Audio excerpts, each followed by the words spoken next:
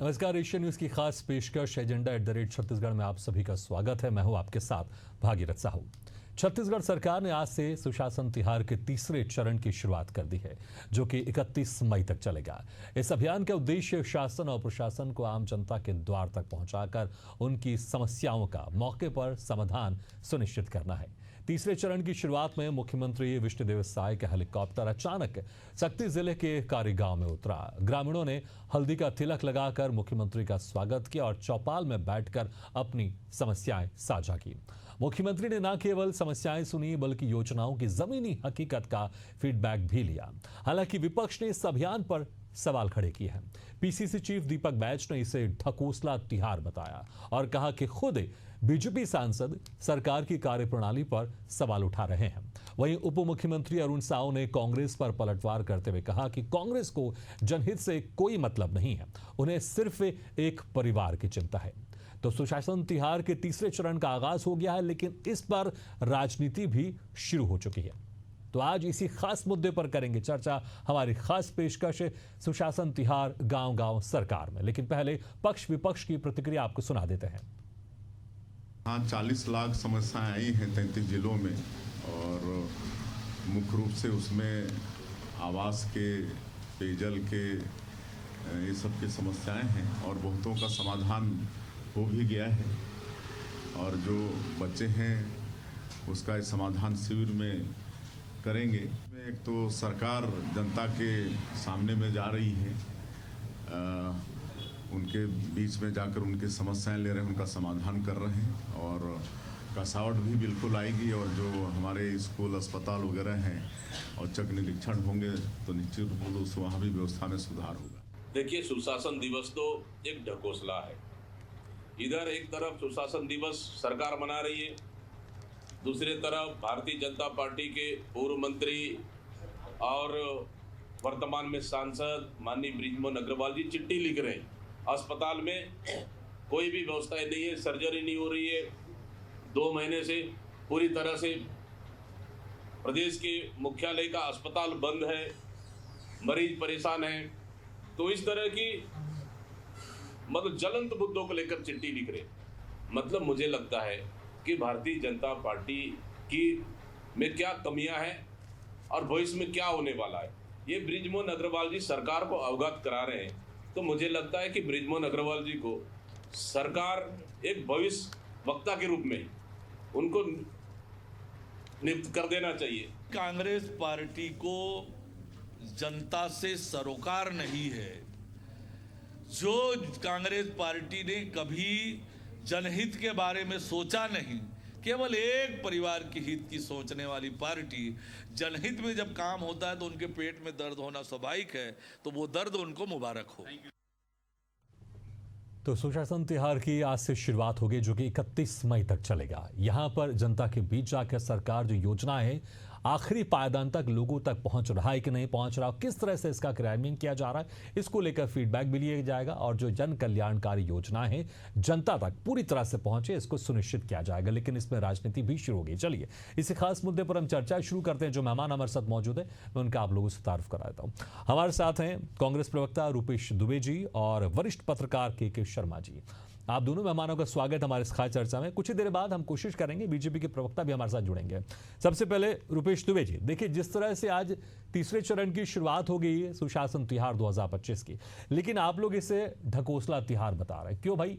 जब भरोसे का सम्मेलन हो रहा था तो यही तो चीजें हो रही थी, उसमें भी किस तरह से जन कल्याणकारी योजनाएं लोगों तक पहुंचे उसको सुनिश्चित किया जा रहा था। मुख्यमंत्री खुद जा रहे थे, लोगों से बातचीत कर रहे थे, समस्या का समाधान कर रहे थे। लेकिन आप जब ये सारी चीजें कर रहे थे तो बेहतर है, लेकिन अगर आप बीजेपी कर रही है तो आप लोग इसे ढकोसला बता रहे हैं। नमस्कार के शर्मा जी, नमस्कार भगीरथ जी। जब सरकार की योजना आम जनता के लिए समस्या बन जाए और उन समस्याओं को लेकर के जनता प्रशासन के पास आवेदन लगाए, इससे दुर्भाग्यपूर्ण बात उस सरकार के लिए नहीं हो सकती। जिस प्रकार से माननीय मुख्यमंत्री जी ने स्वयं स्वीकार किया है कि 40 लाख से अधिक आवेदन प्राप्त हुए हैं, तो आप मान लीजिए कि छत्तीसगढ़ में 33 जिलों में 40 लाख आवेदन, प्रत्येक जिले में 1 लाख से अधिक के आवेदन पत्र प्राप्त हुए। और उसके बाद जब सरकार को लगा कि यहाँ समस्याओं का अंबार है, तो उन्होंने आनन फानन में कलेक्टर और एसपी का ट्रांसफर करके अपने कमियों को छिपाने का काम किया। आप देखिए, प्रधानमंत्री आवास जो योजना है, महतारी वंदन एक योजना है, उस योजना का तो एक निश्चित समय में क्रियान्वयन होना है, आवेदन पत्र दिए जाने हैं, सर्वे सूची में नाम है, उनको प्राप्त होना है। लेकिन उनको भी 1.5 साल की सरकार यदि आवास और महतारी वंदन योजना का लाभ नहीं दे रहे हैं, उनको शिविर में जाकर के आवेदन देना पड़ रहा है और समाधान के लिए उनको 1 चरण, 2 चरण और 3 चरण इंतजार करना पड़ता है। ये सुशासन नहीं, कुशासन का प्रमाण है। ठीक है। जिस प्रकार से छत्तीसगढ़ में कानून व्यवस्था बदहाल है, जिस प्रकार में छत्तीसगढ़ में प्रशासनिक व्यवस्था बदहाल है, शिक्षा, स्वास्थ्य के बारे में लगातार सांसद जी पत्र लिख रहे हैं, ऐसी स्थिति में सुशासन की बात करना बेमानी है। भाजपा को सुशासन और कुशासन में पहले आत्मावलोकन करके, आत्मचिंतन करके अंतर समझना चाहिए। ठीक है, ठीक है। आप एक पायदान और ऊपर चढ़ के आपने कहा कुशासन के तहत यहाँ पर जिस तरह से बात आप कर रहे हैं, ठीक है। हमारे साथ तौकीर रजा साहब भी जुड़ गए, बीजेपी प्रवक्ता। तौकीर रजा जी, आपका भी स्वागत है। तौकीर रजा जी, आपने सुना होगा कांग्रेस प्रवक्ता रुपेश दुबे जी को, पहले तो दीपक बैज के भी आपने बयान सुना होगा, वो कह रहे हैं कि भाई ये ढकोसला तिहार है, सुशासन तिहार नहीं है। और रुपेश दुबे जी कह रहे हैं भाई सुशासन नहीं है बल्कि ये तो कुशासन है। आप सभी को और आपके सभी दर्शकों को मेरा नमस्कार। देखिए, जो बोया बीज बबुल का तो फल कहां से हो, वही वाली स्थिति है। इन्होंने जो बोया, इन्होंने कुशासन बोया, इन्होंने भ्रष्टाचार बोया और जनता ने देख लिया। जनता ने इसलिए उखाड़ के फेंक दिया, चाहे विधानसभा चुनाव हो, चाहे लोकसभा चुनाव हो, चाहे नगरीय निकाय के चुनाव हो। तो ये बताता है कि इन लोग ने क्या काम किया। इन्होंने काम नहीं किया, कुशासन काम किया। हमने सुशासन त्योहार के रूप में मनाने की कोशिश करी और ये जनता के बीच में दरबार के रूप में जरूर जाने की कोशिश कर, लेकिन किसी के सुनते ही नहीं थे। आज ये बता रहे कि इतने हजार या इतने लाख आवेदन आ रहे हैं, तो भाई आ रहे हैं तो जनता इस चीज को समझ रही ना, आ रहे हैं। अगर कहीं काम नहीं हुआ है तो जनता के बीच में जाने का मकसद क्या है हमारी सरकार का? मकसद ये होता है कि अगर वहां कोई काम नहीं हो रहे हैं तो वहां पर जनता की बीच में जाकर उससे अगर जनता हमको दे रही है, हमारे मुख्यमंत्री को दे रही है, तो बिल्कुल जवाबदारी बनती है कि वहां का कोई प्रशासनिक अधिकारी या कोई अधिकारी अगर कार्य नहीं कर रहा तो उसके पर कठोर कार्रवाई होगी। जहां जितने ज्यादा आवेदन आएंगे तो ये दिखेगा कि वो उस प्रकार से काम नहीं कर रहे, क्योंकि आपके समय का भ्रष्टाचार आज तक जो है भस्मासुर जैसा बन के आज पूरे हमारी छत्तीसगढ़ की जनता को खा गया, छत्तीसगढ़ के विचारों को खा गया, छत्तीसगढ़ के जो स्वप्न थे हमारे गरीबों के उसको सबको खा गया। गरीबी हटाओ का नारा देने वाले अपना जो है जेब भरते रहे, अपना घर भरते रहे और आज किस बात करते हैं? कुशासन बोलते हैं। शर्म नहीं आती? अरे कुशासन तो जनता जानती है, पूरे देश के साथ साथ पूरा प्रदेश के साथ साथ देश जानता है, वह विश्व जानता है कि आपने किस प्रकार से पूरा बेच खाया, भ्रष्टाचार को, तंत्र को इतना बढ़ावा दिया। आज हमारा जो विष्णुदेव जी का शासन है वो बिल्कुल जो है जीरो टॉलरेंस की पॉलिसी के तहत कार्य कर रहा है। अगर कोई गलत काम कर रहा है तो उसके ऊपर कठोर कार्रवाई करते हुए आगे बढ़ रहा है। विकास की गति की बात करें, हमने जो वादे किए उसे अक्षरशः पूरा करते हुए आगे बढ़ रहे हैं और इसी परिप्रेक्ष्य में वो जा रहे हैं जनता के बीच में। जनता के बीच में अभी मैं आपकी बात भी सुन रहा था कि आप बोल रहे थे कि भाई आप भी जो कांग्रेस के शासन में कांग्रेस भी जो गई थी बीच में, तब आपको कुछ नहीं नजर आया।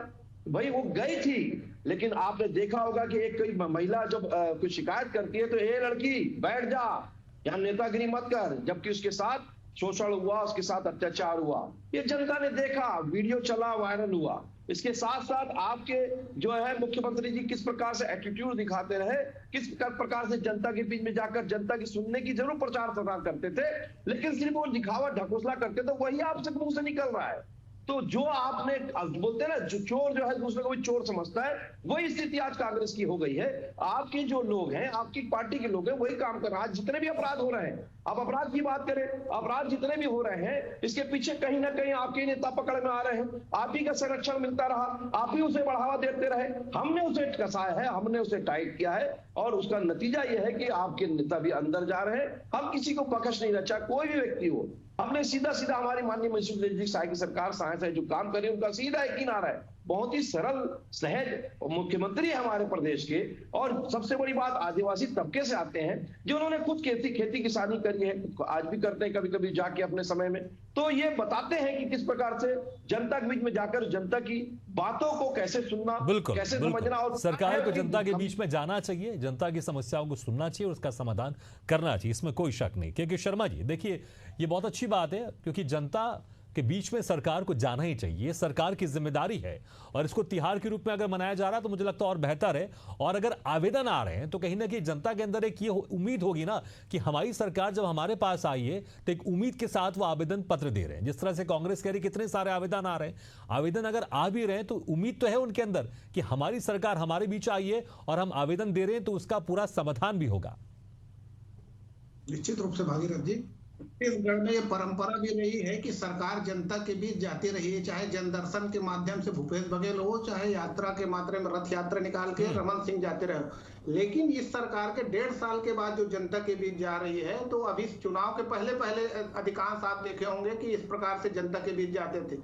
लेकिन कोई सरकार यदि 1.5 साल बाद जा रही है, उसके बाद जन भावनाओं के अनुरूप योजना बना के अति विकास के रूपरेखा तैयार करके आगे बढ़ती है, तो मुझे लगता है आगे में विधानसभा चुनाव तक के एक बेहतर सरकार जो सुशासन की बात करें, अभी 40 लाख आवेदन है, इसका मतलब सुशासन अभी है ये नहीं कर सकते। सुशासन तैयार बनाइए, आवेदन जो 40,000 आवेदनों का यदि निराकरण करते हैं, इसके लिए बहुत सारे फंड की आवश्यकता है। आप अटल निर्माण वर्ष भी मना रहे हैं, इंफ्रास्ट्रक्चर डेवलप करना है, आपको जीरो टॉलरेंस की बात कर रहे हैं, भ्रष्टाचार मुक्ति और सुशासन की बात। सुशासन मतलब प्रशासनिक कसावट लाना है आपको। जितने भी प्रकार के मुद्दे कांग्रेस उठा रही है, चाहे कानून व्यवस्था का मामला हो, चाहे स्वास्थ्य का मामला हो, शिक्षा का मामला हो, ये सब प्रशासन दृष्टि से ही है कहा जा सकता है। कई बार ये कहते हैं कि नए मंत्री इसलिए इस प्रकार हो रहा है क्या, इसलिए प्रशासनिक कसावट दृष्टि से नीचे से पटवारी से लेकर मंत्रालय तक यदि इस प्रकार से मुख्यमंत्री जब बाहर निकलते हैं तो नीचे स्तर पर पूरे प्रशासनिक अमला में एक जागरूकता देखने को मिलेगी, अपने कार्य के प्रति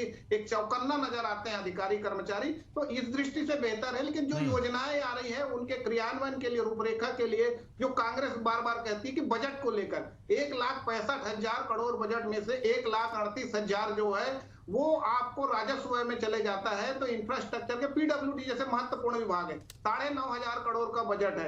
अब 1,82,000 से ज्यादा आपने डीबीटी के माध्यम से, डायरेक्ट बेनिफिट के माध्यम से लोगों को दे दिए। इसलिए विकास के लिए जो छोटे छोटे समस्या, जो लोगों के राशन कार्ड की समस्या है, पेयजल की समस्या है, भूजल स्तर जो नीचे चला जा रहा है, आप 24 घंटे पानी देने की शहर में बात कर रहे हैं, बेमेतरा जैसे शहर में आप देखिए पेयजल की भारी कमी दिखाई दे रही है।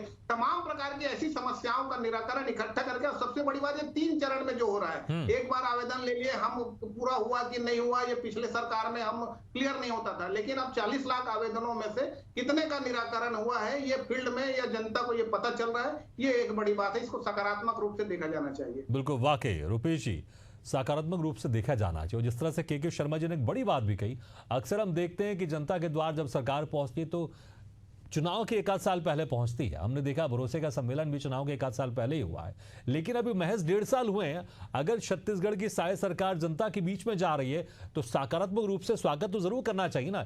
इसको आप उसको ढकोसला बता देंगे, इसको आप कुशासन बता देंगे, ठीक है, आलोचनाएं करनी चाहिए, विपक्ष में है, लेकिन चुनाव अभी बहुत लंबा समय है। अगर सरकार शुरू से इस पर ध्यान दे रही है तो मुझे लगता है स्वागत योग्य है। भगीरथ जी, कांग्रेस सकारात्मक विपक्ष की भूमिका का निर्वहन करती है। देखिए, मैं फिर से बताना चाहूंगा कि जनता की समस्याएं अलग हो सकती हैं, लेकिन यदि केंद्रीय योजनाएं या राज्य सरकार की योजनाओं का लाभ यदि आम जनता को नहीं मिल रहा है और वो आम जनता उस योजना को समस्या का रूप मान करके आवेदन प्रस्तुत करे, तो यह सरकार की विफलता नहीं है, निश्चित रूप से विफलता है।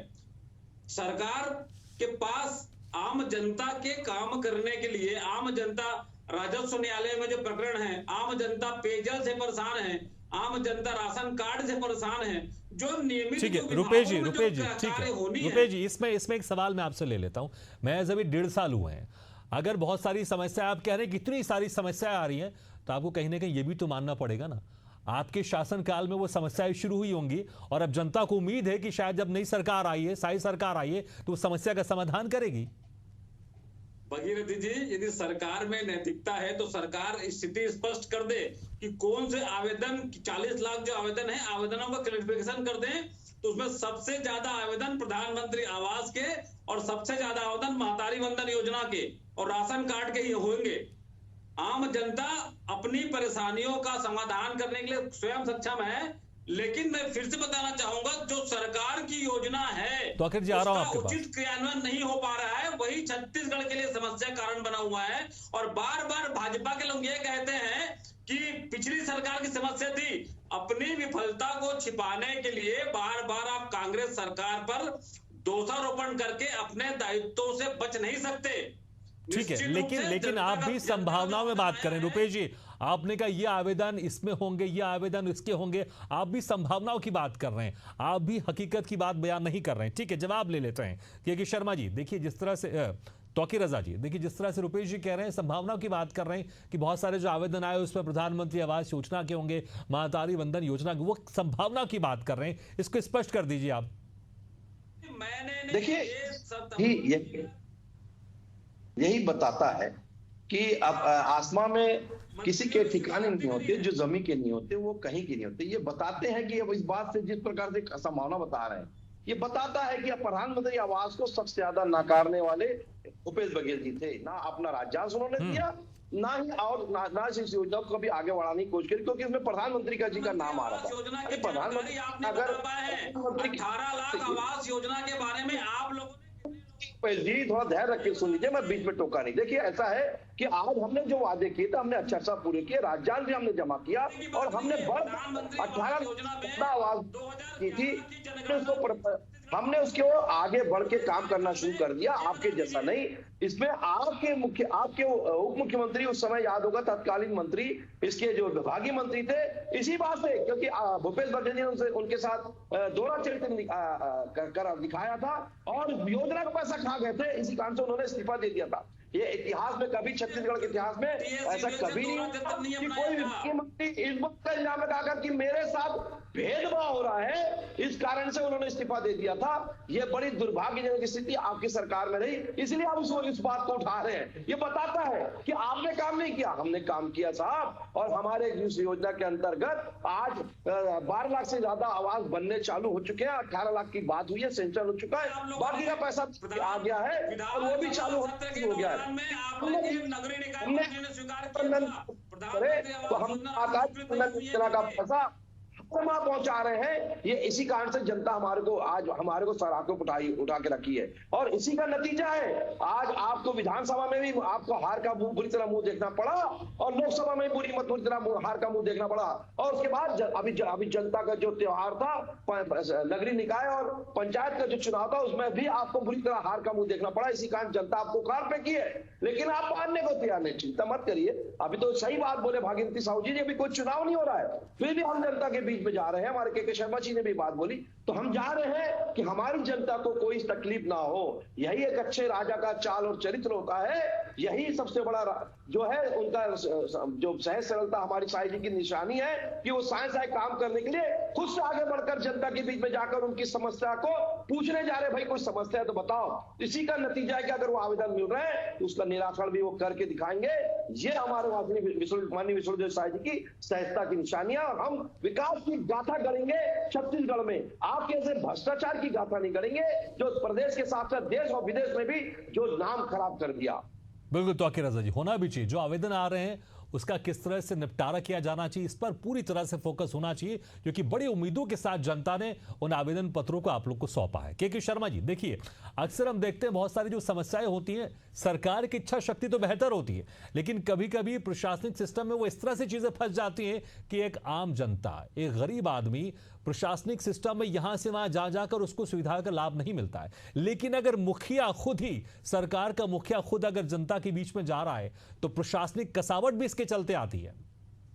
यही महत्वपूर्ण आवश्यकता अभी देखी जा रही है। मैंने पहले ही कहा कि प्रशासनिक कसावट बहुत आवश्यक है। यदि मुख्यमंत्री निकल रहे हैं कि उसको मालूम नहीं है किस क्षेत्र में जाएंगे, तो ये मान के चलिए पूरे प्रदेश के कर्मचारी अधिकारी अपने अपने टेबल में नजर आएंगे, कब कहां पहुंच जाए। काम की गति को लेकर निश्चित रूप से है। ये राम राज्य की बात करते हैं भाजपा वाले, भगवान राम भी जनता के बीच जाके उनकी समस्याएं सुनने के लिए निकलते थे, उनका समाधान होता था। अब जो 40 लाख आवेदन है, उनका आवेदन करके जो सुशासन की बात कर रहे हैं उसको यदि लाते हैं और 4.5 साल बाद यदि आते हैं जनता के बीच जाएंगे, तो निश्चित रूप से जनता इनकी वाहवाही करेगी। लेकिन जो समस्याएं, जैसे प्रधानमंत्री आवास की बात करें, महतारी वंदन की बात करें, जल जीवन मिशन की बात करें, छत्तीसगढ़ में अभी ऐसी मूलभूत सुविधाओं की आवश्यकता है। इनको यदि गरीब जनता, अंतिम पंक्ति के अंतिम व्यक्ति की बात भाजपा करती है, यदि इनके विकास यदि हो जाए, बस्तर में यदि सबको ये आवास, पानी की सुविधाएं मिल जाए, तो निश्चित रूप से जो नक्सल मुक्ति की जो बात कर रहे हैं उस दिशा में जनता का भरपूर समर्थन मिलेगा। और जनहित के दृष्टि से भाजपा का ये जो प्रयास है, फिलहाल तो जो शिकायतें मिली है उसको त्वरित निराकरण की दृष्टि से प्रशासन को समयबद्ध कार्यक्रम तय करके कि कितने समय में आप इसको पूरा करेंगे, कितने राशि की आवश्यकता है, ये सब योजना बना के यदि इसको पूरा करते तो निश्चित रूप से ये सुशासन तिहार जो है आने वाले समय में भाजपा के लिए लाभकारी हो सकता है। बिल्कुल, वाकई इसमें कोई शक नहीं है। लेकिन रुपेश जी देखिए, जिस तरह से अभी तौकीर रजा जी ने कुछ समय पहले कहा था कि जब आप लोग भरोसे का सम्मेलन कर रहे थे, उस वक्त मुख्यमंत्री भूपेश बघेल की तरफ से किस तरह से व्यवहार किया गया था। जो वहां पर एक आवेदनकर्ता वहां पर बैठी थी, वो अपनी बात सामने रख रही थी, वो कह रहे हैं कि हमारे मुख्यमंत्री भी जा रहे हैं, लेकिन आप उनका स्वभाव देखिए, आप उनकी विनम्रता देखिए, तो इच्छा शक्ति की बात कर रहे हैं यहाँ पर वो, और एक सोच की बात कर रहे हैं और जनता से जुड़ाव की बात कर रहे हैं। भगीरथ जी, आज हम सब ने देखा, समाचार पढ़ा और सोशल मीडिया भी आया कि मुख्यमंत्री औचक निरीक्षण करेंगे। तो मुख्यमंत्री औचक निरीक्षण करेंगे तो उसके पहले उनको विभाग के लोगों को जानकारी रहती है कि मुख्यमंत्री जी कहां उतर रहे हैं। देखिए, और मुख्यमंत्री जी का यह कहना कि प्रधानमंत्री आवास योजना में कोई राशि लेन देन की बात आती है तो कलेक्टर को सस्पेंड किया जाएगा, कलेक्टर पे कार्रवाई होगी।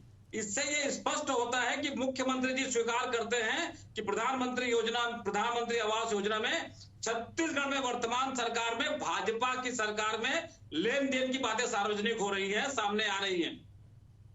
और यदि मुख्यमंत्री जी कहे हैं किसी योजना का लाभ प्रधानमंत्री योजना के अंतर्गत आवास का लाभ दिला दे, महतारी वंदन योजना का लाभ दिला दे, रुपेश जी, लेकिन आप जिस तरह से बातें कर रहे हैं, मुझे लगता है अगर प्रदेश के मुख्यमंत्री अगर ये कहते हैं अगर किसी ने भी कानून तोड़ने की कोशिश की तो उसको सख्त सजा मिलेगी, तो क्या फिर आप इसको ये कहेंगे क्या कि प्रदेश में कानून तोड़ा जा रहा है? वो कह रहे हैं कि अगर इस तरह की बातें सामने आती हैं, अगर कोई कलेक्टर या प्रशासनिक अमला पैसे लेता है तो उसके खिलाफ सख्त कार्रवाई की जाएगी।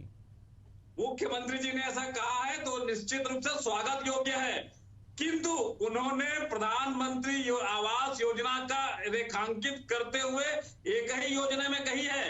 मुख्यमंत्री जी ने प्रधानमंत्री आवास योजना में कहा, इसलिए बातें सामने आई। चलिए ठीक है, समय का मैं जवाब ले लेते। जवाब तौकीर रजा जी, जवाब दे दीजिए। देखिए क्या है, अब यही हास्यास्पद बात कर रहे हैं हमारे रुपेश भाई। देखिए इन्हीं के, मैंने पहले बताया, फिर से कह रहा हूं कि इन्हीं के पूर्व मंत्री ने इसी योजना के कारण जब इनको पैसा नहीं मिला, इस्तीफा दे दिए, तो इनको नैतिक जिम्मेदारी होती कि इस बात का प्रश्न ही इनको नहीं उठाना चाहिए, क्योंकि हमने काम किया है, हम उससे कई गुना ज्यादा पैसा देके कार्य कर रहे हैं। रही बात, आपने सही बात बोला कि किसी को भय दिखाने के लिए जरूरी है कि उसको चमकाना भी और डराना भी, और प्रशासन में अगर भय नहीं होगा या अधिकारियों के ऊपर भय नहीं होगा तो वो तो ऐसा सर पर चढ़ के बैठे रहेंगे और कार्य नहीं करेंगे। और एक सबसे बड़ी बात ये है कि आकस्मिक निरीक्षण का मतलब यही होता है कि उनके क्षेत्र में, किस डीएम के क्षेत्र में, किस जिला अधिकारी के क्षेत्र में कितना सही काम हो रहा है या नहीं हो रहा है, वो अचानक जाके निरीक्षण करने से सही मिलता है। पहले से अगर प्रशासनिक तरीके से, जैसे जिस प्रकार से इनके मुख्यमंत्री जाते थे, अच्छा औचक निरीक्षण करने की बात करते थे, लेकिन पहले से हम लोग को पता रहता था और वहां पर इस प्रकार से चीजें होती थी तो लोगों को घुसने नहीं दिया जाता था। लेकिन हमारे आज माननीय मुख्यमंत्री जी सहज सरल अचानक जा रहे हैं, अचानक बैठते हैं। इसके पहले हमारे डॉक्टर रमन सिंह जी भी यही करते रहे, घाट में, गांव की घाटों में जाके, पेड़ के नीचे जाके चौपाल लगा के उन्होंने काम किया।